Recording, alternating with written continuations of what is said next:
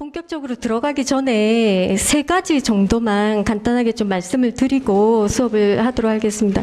첫 번째는 이제 여러분들이 저를 또 처음 보시고 저 사람이 수업을 어떻게 할까 또 걱정 반 그 상태로 오늘 오셨을 것 같은데 잠깐 제 소개 잠깐만 드리면 저는 이제 학생들 앞에서 수업을 하는 게 올해로 15년째입니다. 15년째.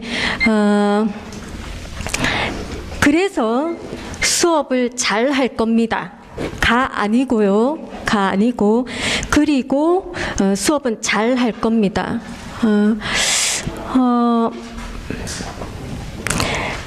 이것은 여러분들도 이제 이번에 처음 이제 경찰 준비해야지 하고 학원 오시면서 여러 가지 각자 다짐들 하고 계실 텐데 제가 수업을 잘 할 겁니다라고 말씀드리는 것은 첫째는 제 다짐, 각오이고요. 그 다음에 또 하나는 사실입니다. 지금까지 제가 15년째 수업하면서 수업 잘한다 소리는 들었지 수업 문제 있다 소리는 들어본 적이 없습니다. 그래서 이 말씀을 드리는 이유는 제발 저를 믿고 따라와 주시면 좋겠다라는 말씀을 드리는 겁니다. 당연히 수업 내용은 시험에 최적화된 내용으로 수업을 할 겁니다. 그래서 제가 지금까지 수업 배우면서 어떤 학생들은 여러분하고 똑같이 법학과나 경찰행정학과 안 다니고 완전 법의 비읍자도 모르는 상태, 제로 상태에서 시작해서 6개월 만에 합격하는 학생도 봤습니다. 물론 형사소송법 제 수업 듣고요. 그리고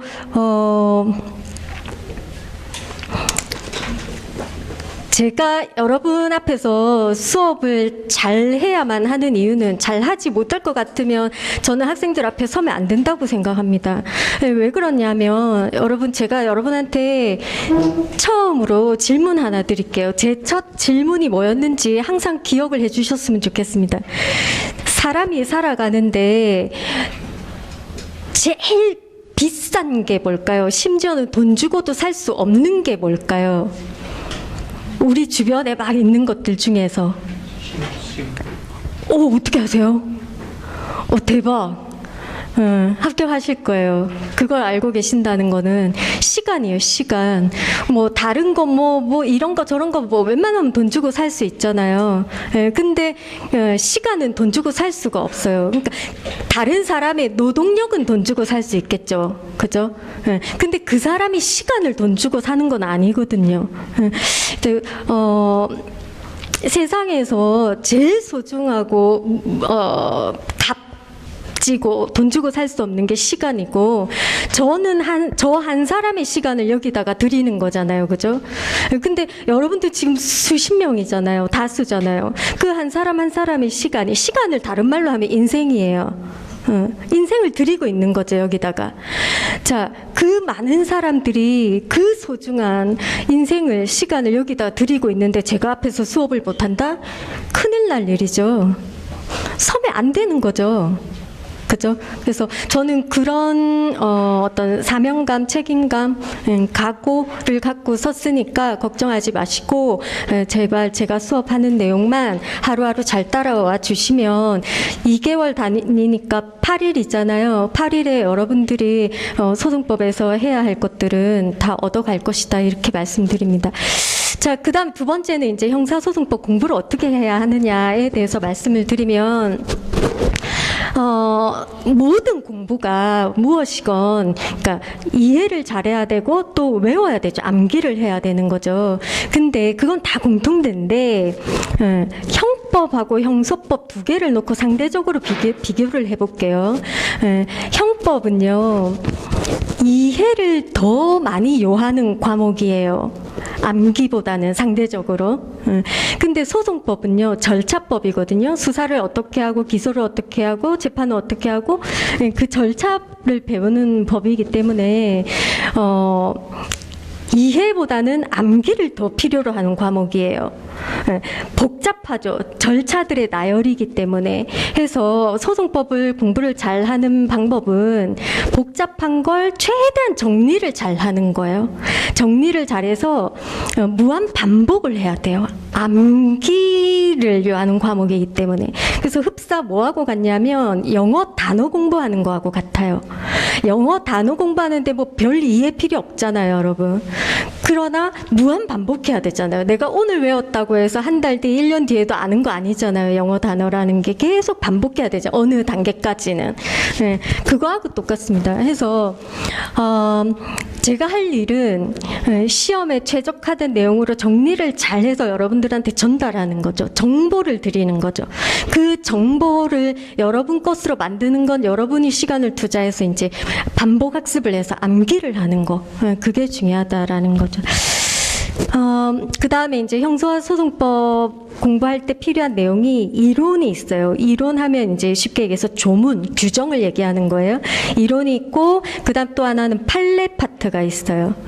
그 다음 하나가 이제, 문제를 풀어야 되는, 이렇게 이론, 판례, 문제, 이렇게 세 가지 파트로 나뉘는데, 여러분 지금, 이번 달, 다음 달, 이번 그 커리큘럼에서는 이론에 중점을 두고, 시험에 나오는 이론은 전부 다 할 거예요.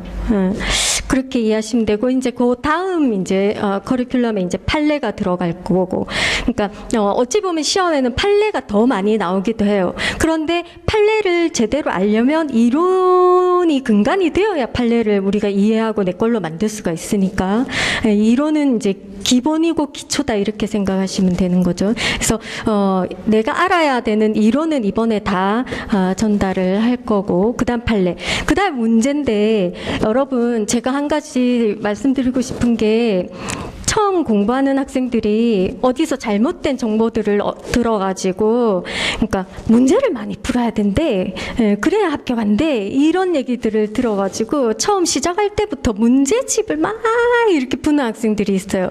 근데 그건 정말 저는 잘못된 방법이라고 생각해요. 똑같은 하나의 문제가 있는데 아무것도 모르는 상태에서 그 문제를 풀려면 예를 들어서 뭐 10분도 걸리고 20분도 걸리겠죠. 모르니까.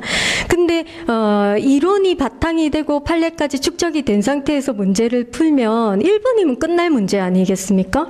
맞죠, 그죠? 근데 왜 그걸 처음부터 잡고 앉아서 10분 들이고 20분 들이고 있느냐는 거죠. 상당히 비효율적인 그런 공부 방법이에요. 그래서 분명히 말씀드리는데, 이론을 1회도 갈 때에는 문제는 보실 필요가 없어요. 그냥 최소한으로 우리 그 아침 테스트 문제 나가고 주간 테스트 문제 나가잖아요. 최소한으로 그거 정도 풀어내면 되는 거고요. 그 이외에 문제 풀 시간 있으면 이론 한 번이라도 더 보시기를 바랍니다. 그래서 그거를 내 것으로 만드는 게 더 중요하다. 그래서 처음부터 지금 문제집 사고 막 내가 요만큼 공부했으니까 문제 풀어봐야지 이렇게 생각하시지 마시고 이론에 더 집중해라. 그러면 어떤 학생들은 또 그러겠죠. 문제가 어떻게 나오는지 알아야 그에 맞춰서 공부를 할 거 아닙니까? 이렇게 생각할 수도 있는데 그에 맞춰서 수업을 해요. 그러니까 수업하는 것만 잘 아시면 되는 거예요. 제가 지금 수업하면서 말하는 내용의 95%는 시험에 나오는 거예요.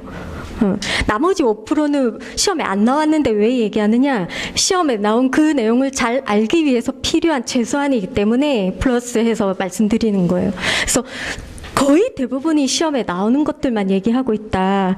이렇게 보시면 되고, 프린트물도 나가잖아요. 그죠? 그거는 뭐냐면 책에 없는 내용들, 근데 시험에 나오니까 여러분 알아야 되는 내용들 들어가 있고요. 그 다음에 책에 있다 하더라도 서술 형태라던가 이런 것들이 좀 복잡하게 제 마음에 안 들게 돼 있어서, 그래서 제 마음에 들게끔 이렇게 정리해서 표로, 가능한 표로 돼 있죠. 그죠? 박스 형태로. 그런 내용들을 담아놨어요.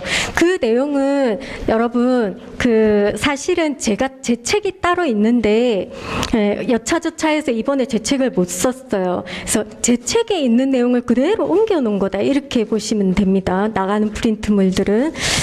자, 그렇게 공부를 하시면 되겠고, 마지막으로 한 가지만 딱 말씀드리고 수업할게요.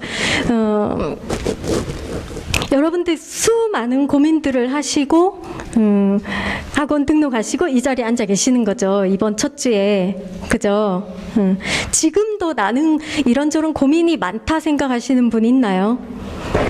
아직도 이 고민이 많아요 하는 사람 손 한번 들어보시겠어요? 오, 한 명밖에 없어요. 대부분은 고민이 이제는 안 되는 건가요? 되게 훌륭하신 것 같아요. 제가 지금 드리고 싶은 말씀이 뭐냐면 수많은 고민을 하고 결정을 하고 시험을 칠지 말지 그래 치자 그럼 공부를 어떻게 할까 학원을 가자 어느 학원을 갈까 수많은 고민을 하고 결정을 하고 이 자리에 있어요. 그러면 그럼에도 불구하고 사람이니까 제가 생각할 때는 아직도 여러 가지 고민들이 있을 거라고 생각이 돼요. 그런데 뭐든지 시작이 반이라 하지 않습니까? 제가 저만 해도 뭘 하나 배울까 말까 뭐 온갖 생각하다가 시작을 못하는 경우들이 많은데 그 어려운 시작이라는 거 하셨어요, 여러분들은. 이미 반을 하신 거잖아요, 그죠? 그러면 앞으로는 이런저런 여러 가지 살면서 고민이 없을 수는 없는데 그 고민들, 수많은 생각들을 가능하면 접어두는 그런 훈련을 좀 하셔야 된다. 저만치 좀 밀어놓는 훈련을 하셔야 된다. 그리고 오늘 하루에 충실하셔야 된다. 그 말씀을 드리고 싶어요. 그래서 어차피 나는 반은 시작했고 아까도 얘기했듯이 그 소중한 시간을 여기다가 드리고 있으니 가능하면 짧은 시간 안에 여러분들이 목표하는 바를 얻어야 되는 거지 않습니까? 그러자면 한마디로 어떻게 하면 합격할 수 있는데요 하면 한마디로 딱 얘기하면 독해야 돼요. 그거 말고 없어요. 제가 15년간 얼마나 많은 학생들을 봤겠습니까? 독한 학생들은 합격해요. 근데 1년이 지나도 2년이 지나도 3년이 지나도 합격 못하는 학생들은요. 합격하는 학생들은 합격하는 이유가 있고 합격 못하는 학생들 못하는 이유가 있어요. 못하는 학생들은 보면 노력이 부족해요. 덜 독했던 거죠. 결론은 뻔해요. 열심히 하면 무조건 합격해요. 걱정할 필요가 없어요. 그래서 이러저런 고민들 여러 가지 것들 심지어 어떤 학생들은 핸드폰 1년 동안 꺼놔요. 그러고 합격해요. 그러니까 많은 것들은 좀 뒤로 밀어놓고 하루하루에 좀 충실하셨으면 좋겠다. 그러면 분명히 여러분들이 얻는 걸 손에 쥐게 될 거다. 그러니까 그럼에도 여러 가지 걱정들이 스물스물 올라올 때는 여러분 이렇게 하십시오. 제가 그냥 살면서 터득한 저 나름대로 노하우인데 여러분 자신을 믿으면 안 되고요. 저는 저 자신을 안 믿어요. 저의 무엇을 보고 제가 저를 믿겠습니까? 자기 자신을 믿는 게 아니라요. 자신의 노력을 믿으세요. 저는 그렇게 해요. 여러 가지 머리 복잡하고 어렵고 살기 힘들고 할 때 저 자신의 노력을 믿어요. 그걸로 버텨요. 근데 뭐 아직까지는 그게 맞는 것 같아요. 그래서 여러분들도 내가 이렇게 공부해갖고 합격하겠나 뭐부터 시작해서 여러 가지 고민들 많겠지만 그런 거 하지 마시고 그냥 내 노력을 믿자. 그냥 딱 써놓으면 좋겠어요. 책상에. 자신의 노력을 믿는다. 노력한 건 어디 가지 않습니다. 그래서 밤에 잘 때 오늘 하루 내가 부끄럽지 않나? 부끄럽지 않다. 그것이 하루가 이틀이 되고 일주일이 되고 한 달이 되고 6개월이 되고 1년 되면 분명히 합격할 거야. 열심히 했는데 합격 안 하는 사람은 없어요. 그렇게 자기 자신의 노력을 믿으시라. 이렇게 마지막으로 말씀드리고 싶습니다. 자, 그리고 오늘 수업할게요. 수업 책 들어가기 전에 수업은 저는 항상 책 1페이지부터 안 하고 수사부터 해요. 수사가 가장 중요한 파트라서 거기서부터 하는데 자, 지금 그 책 안 펴셔도 돼요. 책 들어가기 전에 간단히 개괄적으로 전체 형사소송 절차에 대해서 이제 살펴드릴 거고, 그 다음에 더불어서 이제 우리가 소송법 공부 시작함에 앞서 기본적으로 알고 들어가야 하는 용어들까지 더불어서 설명을 드리겠습니다. 자, 수사라는 것은 먼저 수사 단서에서부터 출발합니다.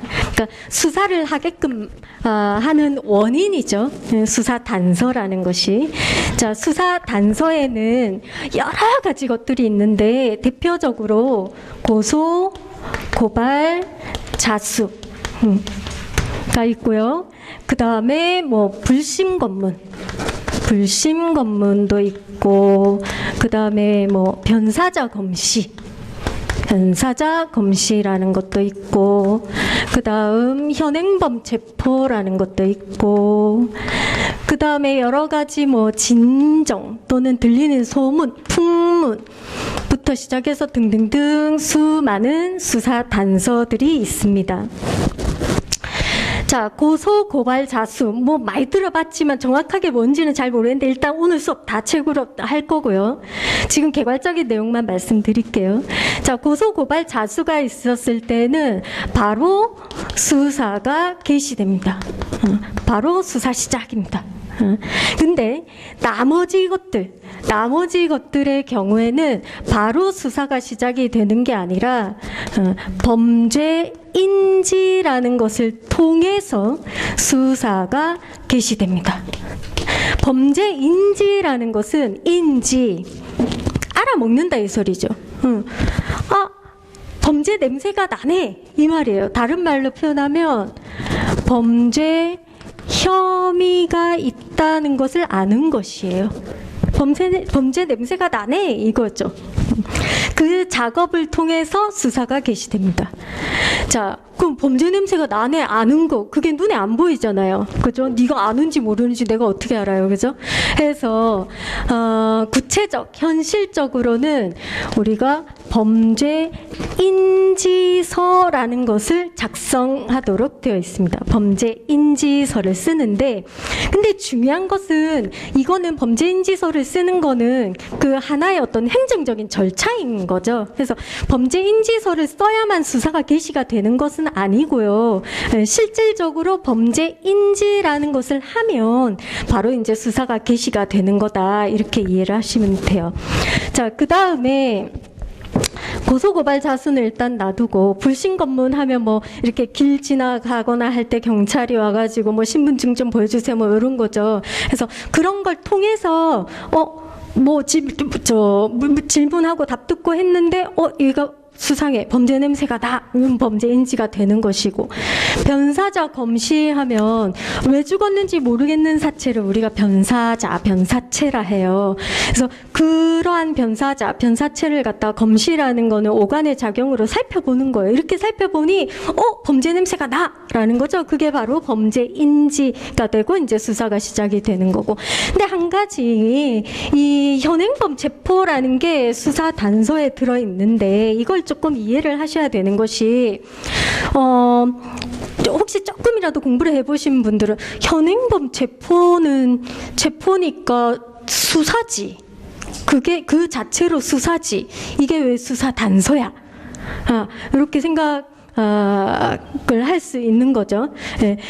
수사 단서로서의 현행범 체포라는 것은 뭐냐면, 현행범 체포는 누구든지 할 수 있어요. 사인도 할 수 있고요. 수사기관도 할 수 있어요. 수사기관이 현행범을 체포한다라는 것은 이거죠. 말 그대로 이거는 이제 수사예요. 수사. 뭐냐면 수사기관 눈에 현행범이 발견이 되잖아요. 저 현행범 발견되면 그때부터 수사예요. 네. 근데 수사 단서로서의 현행범 체포라는 거는 이게 바로 사인이 현행범을 체포했을 때예요. 내가 길 지나가는데 현행범이 보여요. 내 눈에 발견됐다고 해서 그걸 갖고 수사라고 하지 않아요. 나는 일반인인데 일반인이 무슨 수사를 해요? 수사는 수사기관이 하는 거죠. 그죠? 그래서 누구든지 현행범은 체포할 수 있다. 나도 할 수 있다. 근데 내가 현행범을 체포하는 건 수사가 아니라 뭐다? 수사 단서예요.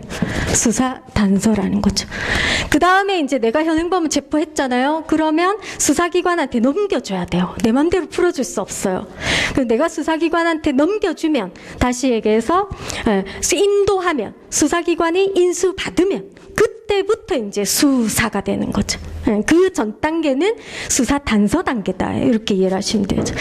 자, 그 다음에 진정, 풍문 등등등이 있는데, 풍문, 뭐 들리는 소문, 증권가 찌라시, 뭐 연예인 누구가 마약했대, 밀수했대, 아니면 무슨 자금을 해외로 불법 빼돌렸대, 뭐 이런 것들 있지 않습니까? 그러면 여러분, 그런 풍문을 가지고 바로 범죄 냄새나, 이건 아니잖아요. 그러면 일단 들리면 그걸 갖고 뭔가 조사를 해봐야지 범죄 냄새가 나는지 안 나는지 알 거 아니에요. 그죠? 그걸 뭐라고 하느냐면, 내사라고 합니다. 내사. 다시 얘기해서 내사는 수사 전에 하는 조사 활동이에요. 아직 수사 시작 안 했어요. 그 들리는 소문이 있어요. 그 좀 조사를 좀 해봐야 될 것 같아요. 이게 내사인 거죠. 자, 다시 얘기해서 내사는 범죄 혐의가 있는지 없는지 그 유무를 조사하는 거죠. 범죄 혐의 있어 하고 하는 조사는 그건 수사고요. 그죠? 범죄 혐의 있어. 조사해봐. 그건 수사고, 범죄 혐의가 있는지 없는지 아직 모르겠는데, 그 자체 혐의 유무를 조사하는 게 내사다라는 거죠. 자, 내사 받는 자를 우리가 피내사자라고 합니다. 내사를 받는 자다 이 말이죠. 자, 그런데 우리가 지금 공부할 형사소송법에는 내사에 대해서는 규정이 없어요. 규정이 없어요. 어디 붙어 있느냐? 수사 단서부터 있어요. 형사소송법에는. 자, 그러면 어떤 문제가 발생하느냐?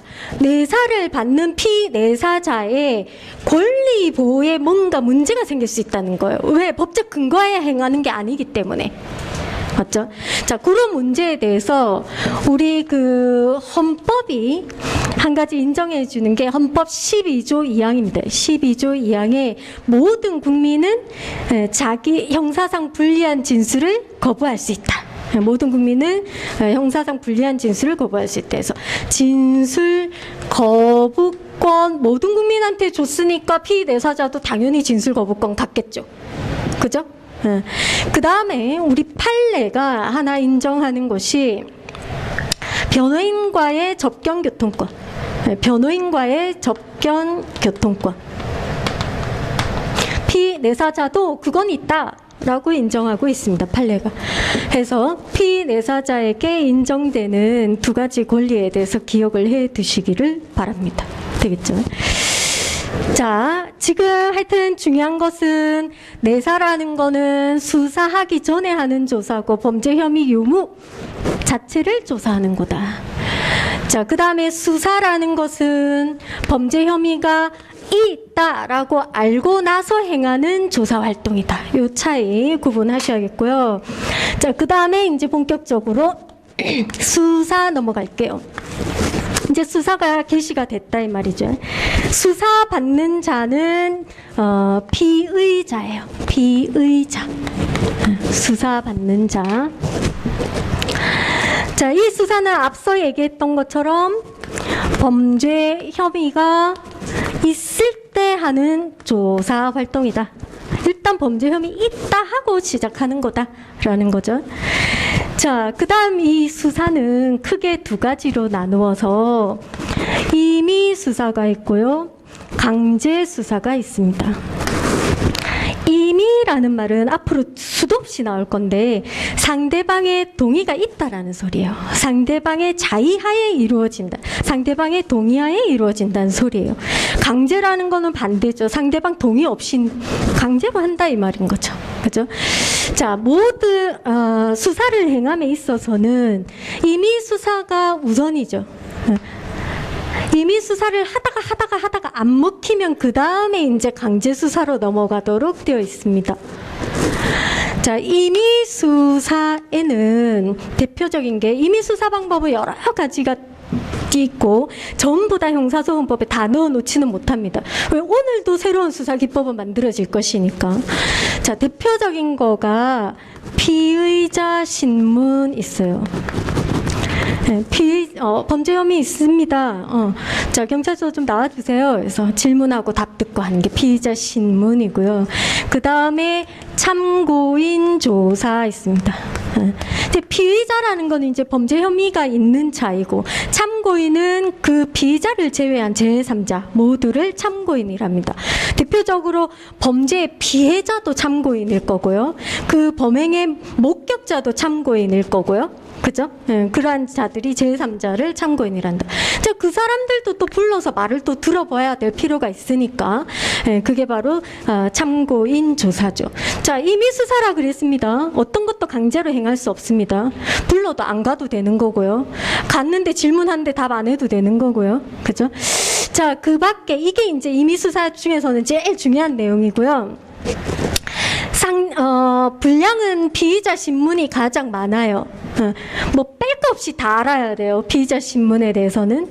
그 다음에 이제 참고인 조사에서는 피의자 신문하고 차이점 있어요. 그것만 기억을 해 두시면 돼요.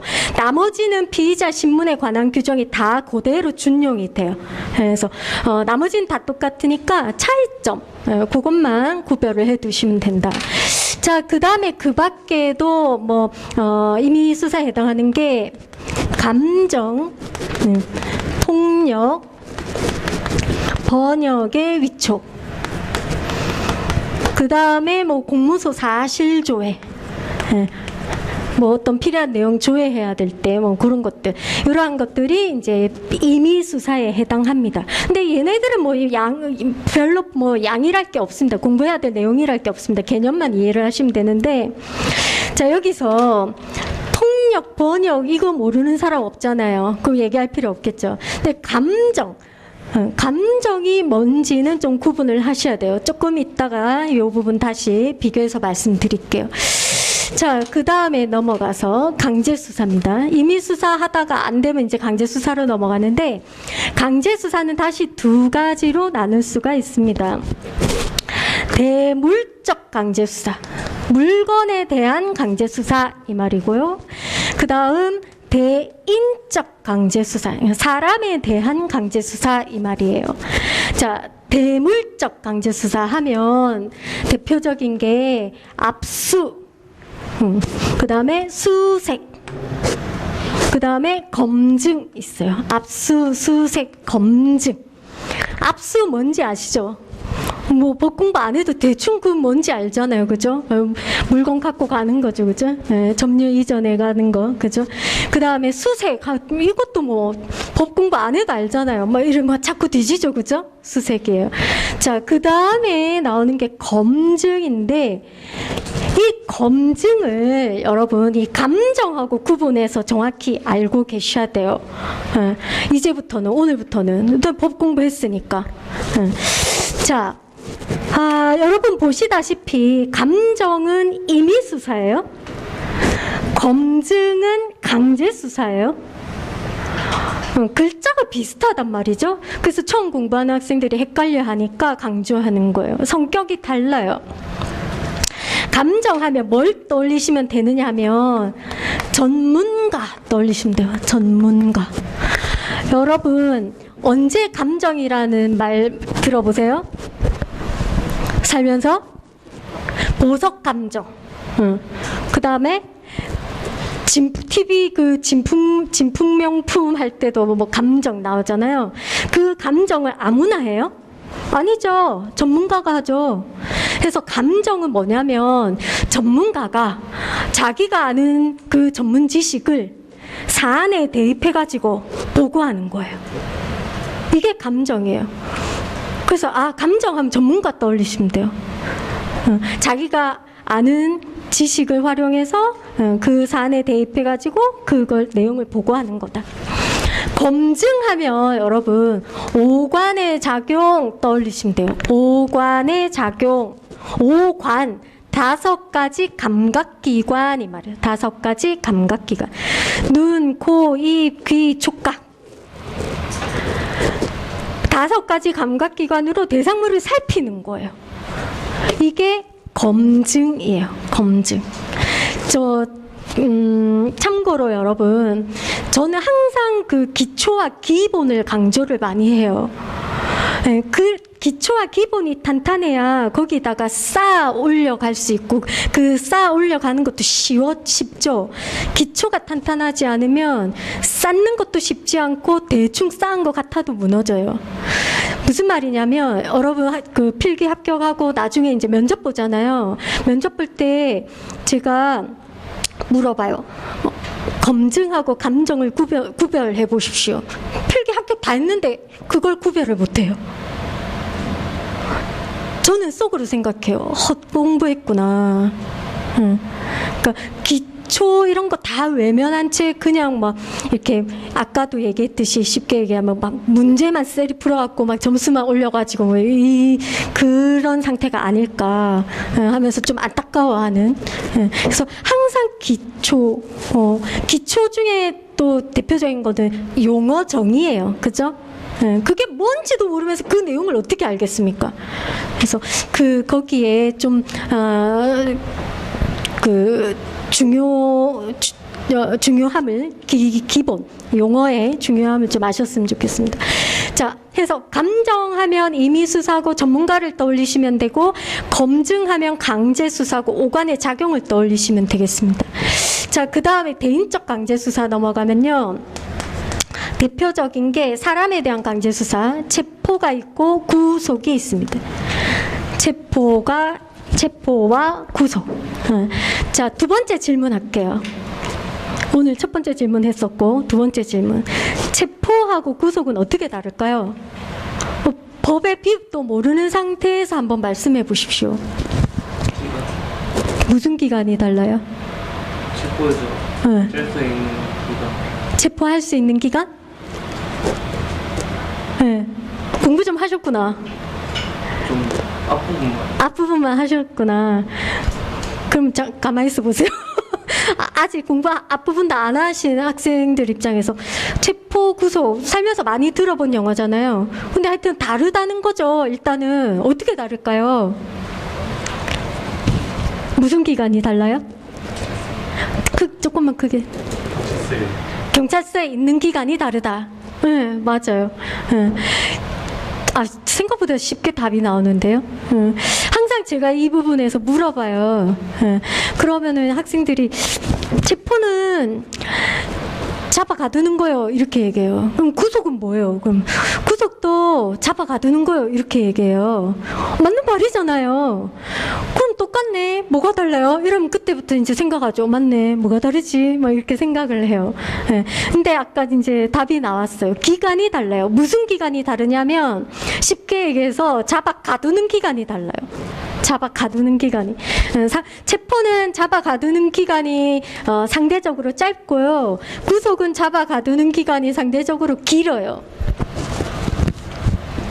그래서 이 기간 차이 때문에 파생되는 여러 가지 차이점들이 있는 거죠. 자, 체포는 가두는 기간이 짧기 때문에 기본적으로 영장이 있어야 되지만 영장 없이도 가능하다는 거예요. 상대적으로 잡아 가두는 기간이 짧으니까 요건만 갖춘다면 영장 없이도 돼, 이 소리예요. 그런데 모든 구속은 구속도 여러 종류가 있나 보죠. 무조건 영장이 있어야 돼요. 영장이 있어야 돼요. 모든 구속? 그게 뭔 말이죠? 자, 체포는 여러분, 수사기관이 피의자를 체포하는 형태밖에 없어요. 피의자가 수사받는 자라 그랬죠, 그죠? 수사기관이 피의자를 체포하는 형태밖에 없는데, 구속은 두 가지 형태가 있어요. 수사기관이 피의자를 구속하는 형태도 있지만, 법원이 재판받는 자를 뭐라고 할까요? 피고인. 그죠? 법원이 재판하다가 재판받는 피고인을 구속하는 경우도 있어요. 그래서 구속은 두 가지 형태가 있는 거죠. 수사기관이 피의자를 구속하는 것도 있고, 그건 이제 당연히 수사 단계에서 이 말이죠. 수사 단계에서 넘어가서 재판 단계, 공판 단계로 넘어가면 법원이 재판하다가 피고인을 구속할 수도 있다 이 말이에요. 두 가지 형태가 있는 거죠. 자. 모든 구속은 영장이 있어야 된다 그랬고요. 자, 수사기관이 피의자를 구속할 때는 기본적으로 검사가 지방법원 판사에게 영장을 청구해요. 검사가 지방법원 판사에게 영장을 청구하고 사경은 검사한테 신청하죠. 영장 청구해달라. 검사한테 신청하면 검사가 이제 결과적으로 법원에 영장 청구를 하는 거죠. 자, 법원이 피고인을 구속할 때에는 누군가의 청구가 필요하지 않아요. 그러니까 이때는 법원이 직권으로 바로 영장 발부해가지고 피고인을 구속시켜 버리는 거죠. 자, 특히 여러분 이거 있죠. 법원이 피고인을 구속시킨다. 재판 과정에서 그죠? 1심 선고했어요. 그러니까 불구속 상태에서 집에서 출퇴근하면서 재판을 받았는데 1심 선고하면서 징역 10년 했어요. 그러면 징역 10년이 내려지니까 이 피고인이 도망갈 가능성이 생기잖아요. 와, 징역 10년 너무 센데 도망갈까? 그럴 수 있잖아요. 그런 경우에 법원이 너 지금까지는 출퇴근하면서 재판받았지만 딱 보니까 이제는 좀 도망갈 염려가 있다? 이러면서 바로 영장 발부해서 바로 구속시켜버리는 거예요. 구속된 상태에서 얘는 이제 예를 들면 상소, 불복을 해가지고 2심 진행하고 뭐 이렇게 되는 거죠. 이거를 갖다가 처음 공부하는 학생들은 뭐하고 헷갈리냐면 법원이 재판받던 애를 구속을 시켰다 하니까 최종적으로 확정 판결이 나고 나서 형벌 집행받는 거 있잖아요. 재판 다 끝나고 마지막에 이제 최종 결론이 나고 형벌 집행받는 그 케이스하고 헷갈려하는 사람들이 있어요. 처음 공부하는 사람들은. 왜냐하면 여러분 있잖아요. 그 집에서 뉴스 같은 거 볼 때 뭐 사회적으로 이슈가 되는 사건들 뭐 수사 과정도 나오고 공판 과정도 나오잖아요. 그러면 뭐 1심 뭐 선고하면서 법정 구속됐습니다. 이렇게 얘기해요. 그러면 법을 공부 안 한 사람들은 그러면 자는 이제 형벌 받는 거가 이렇게 얘기해요. 그게 헷갈리는 거죠. 근데 여러분은 이제 정확히 아셔야 된다라는 거예요. 이건 이제 법원이 피고인을 구속시켰다라는 거는 도망 못 가게 잡아놓고 제대로 재판을 하겠다라는 거지, 그게 최종적으로 형벌을 집행하는 개념하고는 다른 개념이다라는 거죠. 그래서 그 부분은 일단 뭐 잘 아는 사람도 있겠지만 그렇지 않은 사람도 있기 때문에 말씀드렸어요. 그 다음에 한 가지만 더 말씀드릴게요. 자, 아까 우리가 수사는 범죄 혐의가 있을 때 시작한다 했습니다. 이 범죄 혐의는 두 가지로 나눌 수 있습니다. 두 가지로. 자, 약한 게 있고요, 센 게 있어요. 약한 거를 우리가 주관적 혐의 또는 최초의 혐의 이렇게 얘기해요. 약한 정도의 범죄 혐의를 주관적 혐의, 최초의 혐의라 해요. 같은 말이다 아시면 되고요. 그 다음에 센 혐의를 요할 때도 있어요. 자, 이걸 뭐라 하냐면 객관적 혐의 또는 유죄에 대한 고도의 개연성, 유죄에 대한 고도의 개연성. 그 다음에 범죄 혐의의 상당성 이렇게 표현해요. 범죄 혐의의 상당성 이렇게 표현해요. 다 같은 말이다. 같은 말. 자, 범죄 혐의는 두 종류가 있다. 약한 게 있고 센 게 있다. 자, 그러면 여러분 한번 우리 살펴봅시다. 수사가 임의 수사가 있다 했고 강제 수사가 있다 했지 않습니까? 자, 수사를 시작할 때는 임의 수사부터 시작해야 된다 그랬습니다. 안 되면 강제 수사로 넘어간다 했고요. 그럼 임의 수사할 때 범죄 혐의 어떤 거 갖춰야 될까요? 약한 거 갖춰도 될까요? 아니면 센 거 갖춰야 할까요? 처음 시작하는 임의수사할 때는 약한 걸로도 된다 이 말이에요. 처음 시작이니까. 그죠? 그래서 임의수사에서는 주관적 혐의, 약한 정도만으로도 임의수사, 상대방 동의받아서 하는 임의수사는 얼마든지 할 수 있다라는 거죠. 자, 반면에 강제수사 넘어가서 봅시다. 자, 강제수사는 다시 대물적 강제수사가 있고 대인적 강제수사가 있다 그랬어요. 자, 그러면 대물적 강제수사 할 때는 어떤 혐의가 필요할까요? 약한 거, 센 거. 자, 대인적 강제수사하고 잘 우리가 상대적으로 이렇게 놓고 비교해서 생각을 해보십시오. 물건에 대한 강제수사고 하나는 사람에 대한 강제수사예요. 자, 우선 물건에 대한 강제수사 할 때 요구되는 혐의는 약한 걸로도 될까요? 센 거 필요할까요? 느낌적인 느낌으로.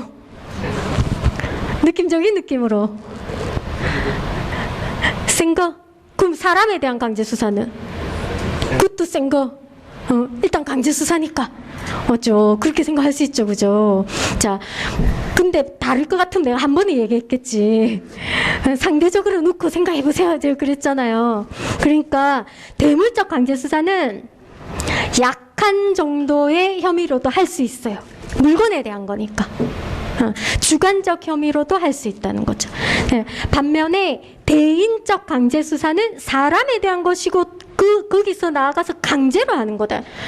그러면 혐의의 정도는 어떤 거? 약한 거, 센 거? 당연히 센 거다. 객관적 혐의. 예. 그래서 이렇게 표현하죠. 범죄 혐의의 상당성을 갖춰야 된다. 이게 바로 센 정도의 혐의를 갖춰야 된다 이 소리예요. 자, 그렇게 수사에서는 여러분 범죄 혐의 두 가지 종류 얘기했고 임의수사, 강제수사 분류했고요.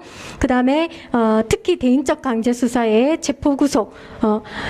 체포는 수사기관이 피의자에 대해서 행하는 것밖에 없지만 구속은 두 가지 형태가 있다 하는 것까지 말씀드렸습니다. 자, 그 다음에 이제 우리 수사를 다 했어요. 그러면 수사를 종결로 넘어가죠. 수사 종결.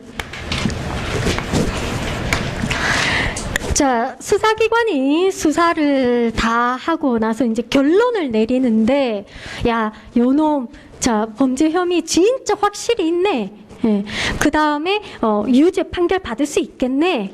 그죠? 그 다음에 소송 조건. 제가 오늘 소송 조건이란 말 처음 합니다.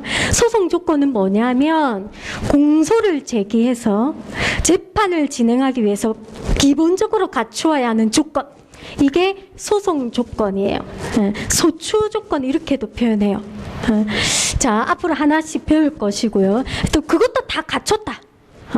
범죄 혐의 확실하고 유죄 판결 받을 수 있겠고 심지어 소송 조건 다 갖췄다. 그러면 공소 제기라는 것을 하죠. 공소 제기 앞서 말씀드린 것처럼 유죄 판결 해주세요. 이놈 갖출 거 다 갖췄어요. 그게 이제 공소 제기예요. 이걸 기소 이렇게도 표현하죠. 기소. 그렇지 않고 반대 경우. 범죄 혐의가 있어서 수사를 하기는 했는데 아니네. 이거 얘 아닌 것 같네. 등등의 사유가 있어서 기소를 하지 않아요. 그걸 뭐라고 하느냐? 불기소 처분이라죠. 기소를 안 한다 이 말이죠. 불기소예요. 뭐 불기소할 때는 여러 가지 이유들이 있겠죠. 어쨌건 광의로 불기소 처분이라고. 자, 나머지 하나가 타관송치라는 것이 있어요. 타관송치. 다른 관으로 사건을 보낸다 이 말이에요. 우리 사건이 아니더라 이 말이죠. 예를 들면 이런 거예요.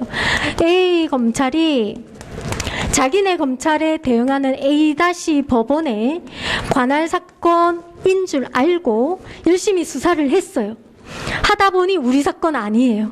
이 사건은 B- 법원의 관할 사건이더라라는 거죠. 그러면 이 B- 법원에 대응하는 B 검찰로 수사하던 사건을 보내줘야 돼요. 우리 게 아니기 때문에. 이게 바로 타관으로 사건을 보내는 거죠. 타관 송치예요. 무슨 얘기인지 아시겠죠, 그죠? 하여튼 이러한 뭐 대부분의 경우에는 기소하거나 기소 안 하거나 둘 중에 하나겠죠, 그죠? 그래서 이러한 방법으로 수사를 종결시킵니다. 수사 종결까지 했어요. 자, 그 다음에는 이제 우리가 공소 제기했을 경우를 놓고 볼게요. 자, 공소를 제기하면 이제 공판 절차로 넘어가죠. 공판이라는 게 무슨 말이냐? 공개 재판 이 말입니다. 공개 재판. 재판은 공개하도록 돼 있죠, 원칙적으로. 문 그래 잠그고 우리끼리 재판하면 안 되는 거잖아요. 그죠? 공판은 공개 재판이다. 자, 공판 절차로 넘어가요. 자, 그렇게 되면 아까 제가 여러분한테 뭐라고 얘기했냐면 이거 물어볼 때 법원에서 재판받는 사람을 뭐라고 해요? 제가 이렇게 얘기했고 여러분들이 피고인요 이렇게 얘기했어요. 근데 사실은 그 질문은 틀렸어요. 법원에서 우리가 편의상 법원에서 재판받는 사람이 피고인이지라고 하는데 정확히는 피고인은 법원에서 재판을 받는 자가 아니고요. 그러니까 객체가 아니고요. 재판을 이끌어가는 주체예요. 재판을 이끌어가는 주체에는 피고인 있고 그다음에 검사가 있어요. 형사재판에서는. 그죠? 이 검사와 피고인을 양 당사자라고 얘기해요. 재판을 이끌어가는 당사자지 정확히 피고인이 재판을 받는 자는 아니에요. 그냥 편의상 그렇게 말할 뿐이지. 오늘부터는 이제 제대로 아셔야 되는 거죠. 그렇죠? 그래서 공판 넘어가면 이 재판을 이끌어가는 당사자 중에 일방이 되는 이제 피고인 지위에 놓이죠. 피내사자에서 피의자를 거쳐서 이제 피고인이 되는 것이다라는 거예요. 그죠? 자, 이 공판 절차는 그러니까 피의자하고 피고인은 지위가 완전 달라요. 그죠? 피의자는 수사를 받는 객체이고 피고인은 재판을 이끌어가는 주체이고 완전 지위가 다르다. 자, 그 다음에 이 공판 절차를 개괄적으로 살펴보면 서론, 본론, 결론으로 나뉘어요. 서론을 우리가 모두 절차, 본론을 사실 심리 절차, 결론을 판결 선고 절차라고 합니다. 이게 이제 서론, 본론, 결론이다 이렇게 이해하시면 되죠. 자, 모두 절차, 서론에 해당하는 게 뭐 세부적인 내용은 지금 줄줄 안 쓸게요. 어차피 다음에 다 할 거니까. 일단은 진술 거부권 고지부터 출발해요. 진술 거부할 수 있다. 피고인한테 이제 재판장에 알리는 것부터 시작해가지고 그 다음에 인정신문 하죠. 네가 지금 재판받아야 되는 피고인 갑이 맞나 이거 확인해야 되잖아요. 그죠? 확인하고 그 다음에 검사가 모두 진술하고 그 다음 피고인이 모두 진술하고 그 다음에 재판장이 살짝 좀 정리해주면서 이제 서론은 끝이 나요. 핵심은 본론이잖아요. 그죠? 본론이 사실심리 절차인데 사실심리 절차의 첫 단계가 뭐냐면 증거조사예요. 아니 재판은 일단 증거 싸움이죠. 이게 핵심이죠. 증거조사하고 그 다음에 이제 피고인 신문하고요. 피고인 신문하고 그 다음에 최종 변론합니다. 최종 변론. 마지막으로 하고 싶은 말 하는 거죠. 이게 본론입니다. 증거조사하고 피고인 신문하고 최종 변론하고. 자, 그리고 나서 이제 판결 선고 절차로 넘어가는데 여러분 선고라는 말이 나오잖아요. 선고가 뭐냐 하면 공판을 쭉 진행했으니까 이제 마지막에 결론을 내렸겠죠. 유죄 가자, 뭐 징역 10년 가자 결론을 내렸겠죠. 그 내려진 결론을 재판 받는 자에게 말로 알리는 거예요. 말로 알리는 거죠. 이게 선고예요. 그래서 판결 선고할 때 재판장이 그러잖아요. 피고인 갑, 뭐 무슨 죄, 징역 몇 년, 땅땅땅 말로 하잖아요. 그게 선고예요. 선고. 그게 아니라 말로 알리는 이외의 방법으로 알리면 재판의 결과를 말 이외의 방법으로 알리면 그건 고지예요. 고지. 예. 선고는 말로 알리는 거고 다른 방법으로 막 이렇게 글로 써가지고 이렇게 보내고 하는 거 있잖아요. 뭐 다른 방법으로 알리면 그건 고지다. 고지. 자, 일단 우리가 판결을 선고했단 말입니다. 그러면 선고했을 때부터 뭘 할 수 있느냐면 불복을 할 수 있어요. 불복. 1심에서 징역 10년 땅땅땅 하면 이제 불복을 할 수 있죠. 그 불복을 다른 말로 뭐라 하냐면 상소라고 하죠. 상소. 자, 그런데 어느 순간이 되면 더 이상 불복할 수 없는 단계가 오겠죠. 뭐 불복 기간이 다 지나가 버리거나 아니면 불복 방법 다 써먹거나 뭐 하면 그죠? 더 이상 불복할 수 없는 그 상태가 되면 재판은 확정이 됩니다. 확정이 됩니다. 그래서 여러분들이 아셔야 되는 거는 선고하고 확정은 다른 개념이다. 선고와 확정은 다르다. 더 이상 불복할 수 없는 상태가 확정시다. 선고시와 확정시는 시간차가 있겠죠. 일반적으로. 그죠? 맞죠? 자, 확정이 되어야 비로소 뭘 할 수 있느냐면 집행을 할 수 있어요. 아까 징역 10년 했으니까 그 징역 10년 형벌을 집행할 수 있게 됩니다. 자, 형벌을 집행받는 자를 뭐라고 할까요? 그러니까 수사 다 받고 재판 다 받고 마지막 결론 확정 딱 내려지고 그 형벌 집행받는 자를 뭐라 할까요? 아까 이거하고 다르다 했죠, 그죠? 재판하다가 구속시켜갖고 구치소 들어가는 거 다른 개념이죠, 그죠? 형벌 집행을 받는 자를 수형자랍니다. 수형자. 이제 수형자 단계까지 왔어요. 수형자 단계까지 왔어요. 아까 우리 형사소송법이 어디서부터 규율을 하냐면 내사는 없다 그랬어요, 그죠? 수사 단서부터 규정이 막 있어요. 이렇게 하고 저렇게 하고 해가지고 요 집행 전까지 규정이 있어요. 자, 집행을 어떻게 해라? 이거는 형사소송법에는 없다는 말이죠. 이건 어디에 있느냐면 형의 집행 및 수용자 처우에 관한 법률이라고 있어요. 형의 집행 및 수용자 처우에 관한 법률. 이걸 길게 굳이 왜 썼느냐? 이것 때문에 썼어요. 형벌 받는 자는 수형자라 했는데 아까 여기는 왜 또 수용자야? 아까 제가 용어 강조했잖아요. 단어 하나하나 다 의미가 있어요. 그걸 정확히 알아야 내용을 제대로 파악한다 그랬잖아요. 허투루 쓰는 단어가 없어요. 왜 여긴 수용자예요? 뭔가 다르다는 소리죠, 그죠? 그러면 어떻게 다를까요? 수형자가 넓은 개념일까요? 수용자가 넓은 개념일까요? 수용자가 넓은 개념이에요. 수용자 안에 수형자가 포함이 되고요. 그 다음에 또 누가 포함이 될까요? 수감자. 그러니까 수용자라는 게 수용되어 있는 자를 통칭하는 거잖아요. 그죠? 수용되어 있는 자. 그러니까 왜 수용됐는데 형벌 받느라고 수용되어 있는 자가 수형자고 이거 말고 또 수용되어 있는 아까 수감이라고 표현했는데 마찬가지죠.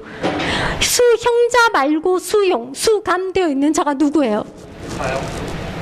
사형수도 형벌을 받는 거죠. 사형이라는 것도 형벌의 종류니까. 수형자 말고 수용되어 있는 자가 누가 있어요? 여기서 찾아보면 돼요. 누구? 그렇지. 아까 여기 했잖아요, 여기. 그죠? 수사 단계에서 구속돼 있느나 재판 단계에서 구속돼 있느나 다 뭐다? 수용되어 있는 애들이잖아요. 맞죠? 그죠? 그걸 포함하는 거다. 그걸 우리가 뭐라고 하느냐면 미결수용자라고 합니다. 미결, 결론이 안 났다 이 말이에요. 아직 결론 안 났는데 수용되어 있는 자다 이 말이죠. 수형자는 결론이 나뉘잖아요. 그죠?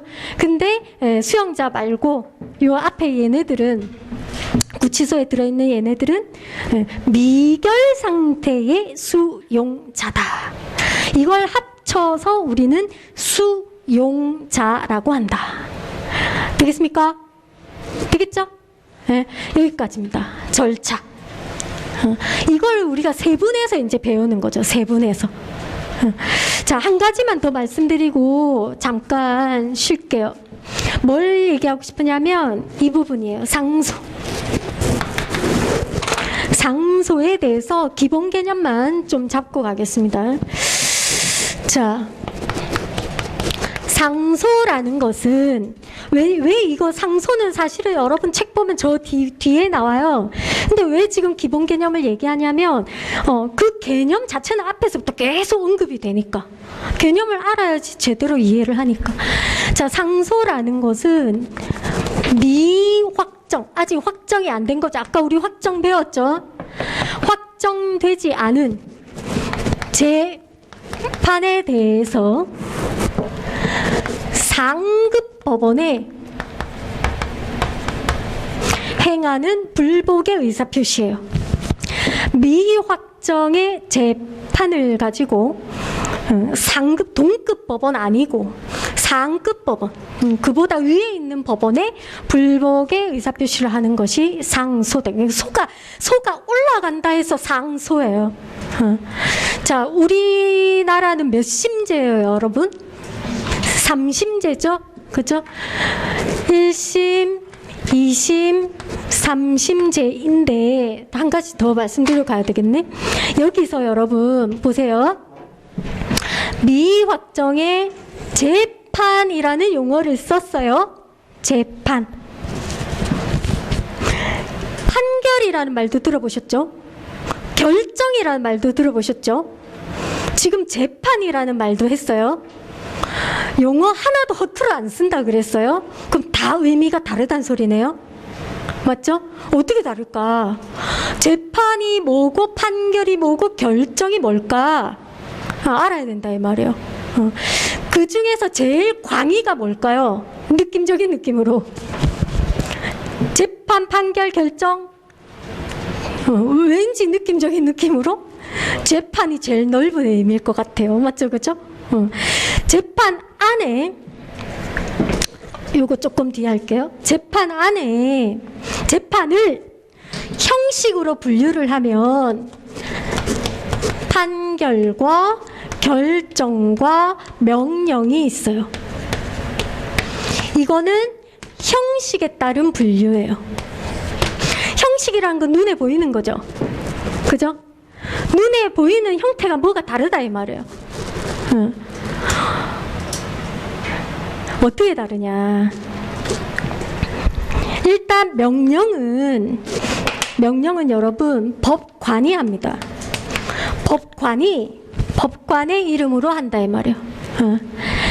자, 판결과 결정은 법원의 이름으로 합니다.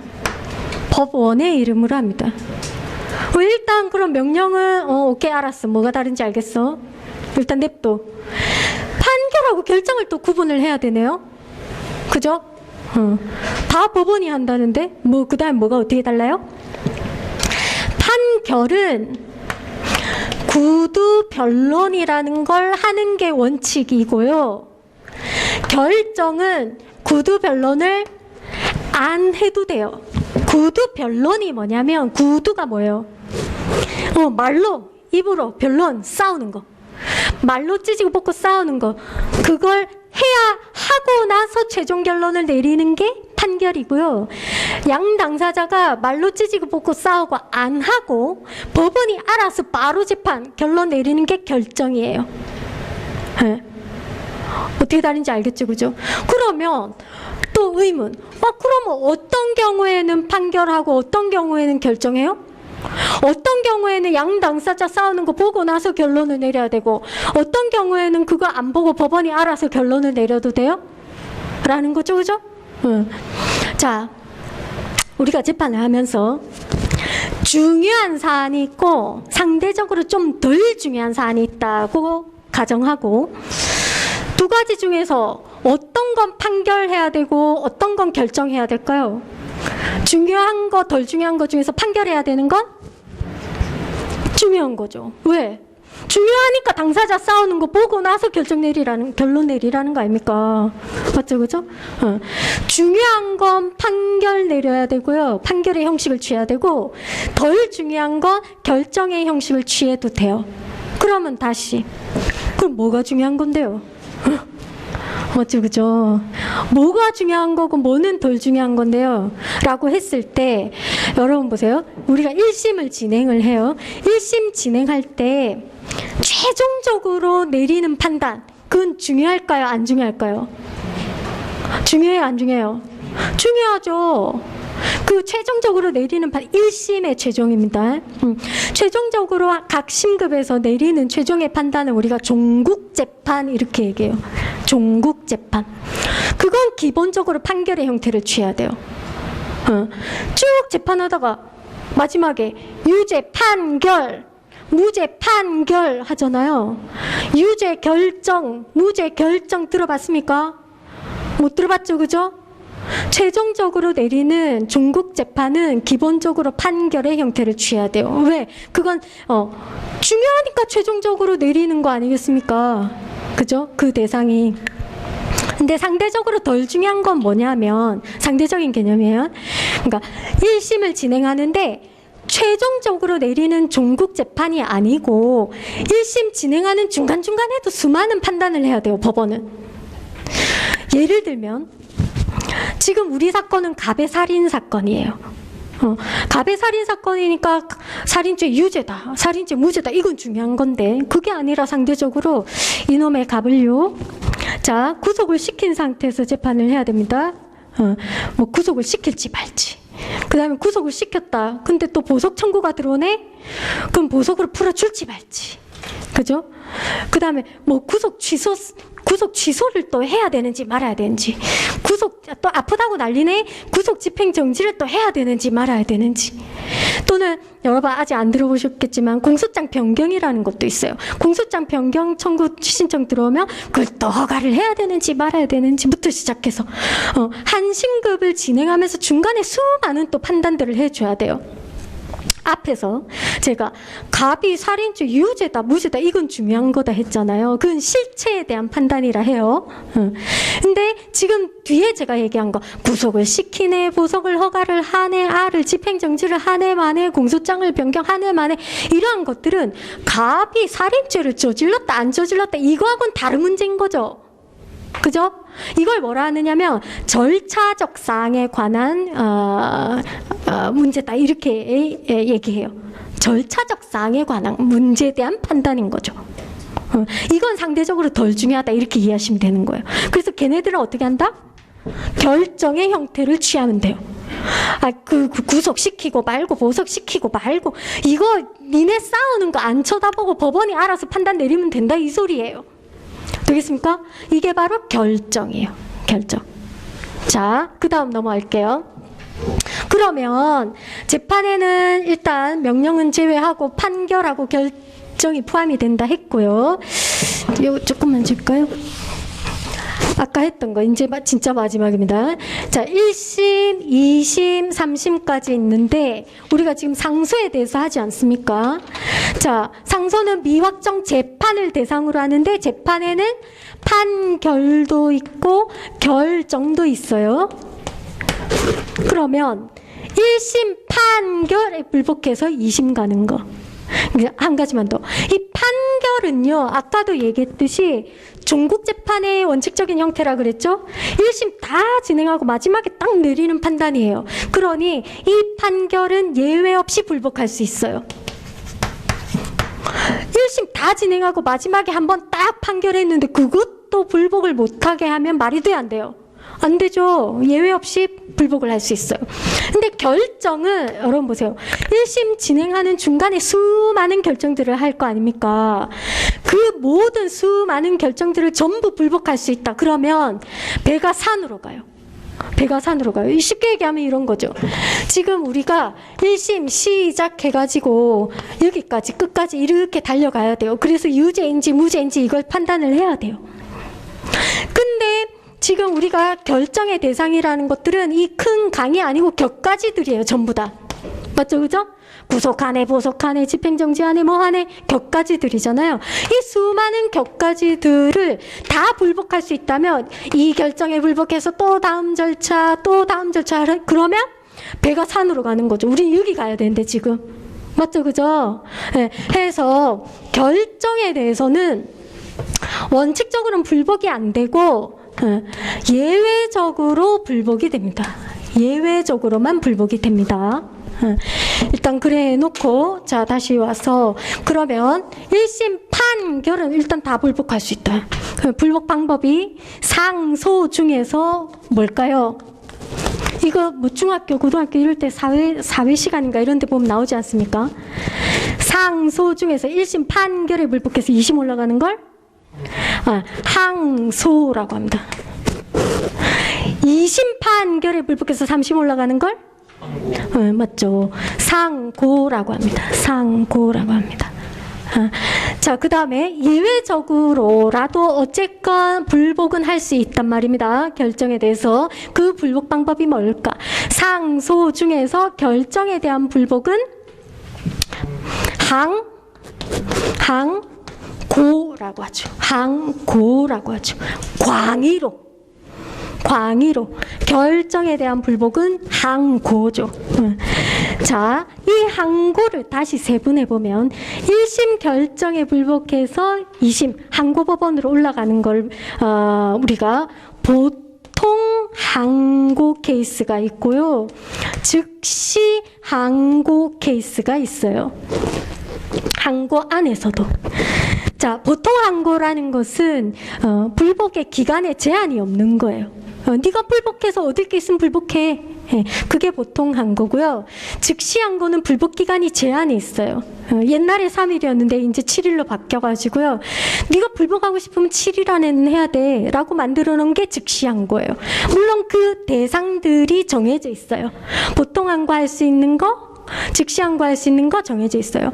보통 항고할 수 있는 게 이거는 여러분 제가 수업하면서 계속 강조하는 내용인데요. 일단 적어볼게요. 보통 항고할 수 있는 게 구금, 보석, 압수, 압수물 환부. 이거 외우셔야 돼요. 물론 뭐 외울 게 한두 가지가 아니지만 압수물 환부, 감정유치. 한, 둘, 셋, 넷, 다섯. 보통 항고할 수 있는 거 5개. 보통 항고할 수 있는 거 5개. 일단 규정상으로. 그 다음에 우리 판례가 규정이 없지만 우리 판례가 이것도 보통 항고할 수 있어 하는 게 하나 더 있긴 해요. 그건 나중에 알려드릴 거고 규정상으로 구금, 보석, 압수, 압수물 환부, 감정유치는 입에 붙어 있어야 돼요. 자, 그 다음에 즉시 항고할 수 있는 거, 7일 안에 불복해야 하는 즉시 항고할 수 있는 거는 이건 수십 가지예요. 수십 가지고 보통 항고할 수 있는 거 이거는 하나의 규정 안에 이렇게 제시가 되어 있는데 즉시 항고는 수십 가지니까 하나의 규정 안에 다 못 넣잖아요. 그때 규정이 있어요. 해당 파트에서. 요런 결정에 대해서는 즉시 항고할 수 있다 이렇게 명시되어 있어요. 요런 결정은 즉시 항고할 수 있다라고. 요거는 이제 차근차근 채워 나가면 되는 거죠. 자, 그 다음에 2심 결정에 불복해서 3심 올라가는 걸 뭐라 할까요? 2심 결정에 불복해서 3심 올라가는 건 재항고라고 해요. 재항고. 두 번째 선제항고다 이 말이에요. 재항고. 물론 재항고도 결정에 대한 불복이니까 제한적으로 가능해요. 예외적으로만 가능해요. 네 마음대로 다 불복할 수 없어요. 재판에 영향을 끼친 헌법법률 명령규칙 위반이 있을 때 한해서 재항고할 수 있어요. 어쨌건 결정에 대한 불복은 제한이 있다라는 거. 되겠죠, 그죠? 자, 여기까지 해서 여러분 상소가 뭔지, 재판이 뭔지, 판결 결정이 뭔지, 그 다음에 항소, 상고, 항고 이런 개념들은 지금부터 알고 시작해야 되는 개념들입니다. 자, 해서 기초적인 거 지금 다 했고요. 잠시 쉬었다가 책으로 이제 수업 진행하도록 하겠습니다.